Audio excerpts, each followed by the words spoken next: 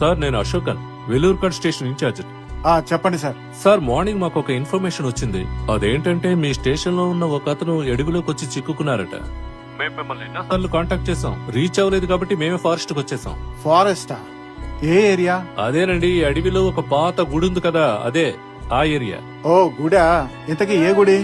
అదే కాకి రూపంలో ఒక పాత శిల ఉంది కదా, ఆ గుడి ఆ ఏరియా పక్కనే. ఆ ఏరియాలోనా? అవును, మీరెక్కడున్నారు? మేము అది అది ఆ గుడికి పక్కనే ఉన్నాం. మీకు అసలు బుద్ధి ఉందా?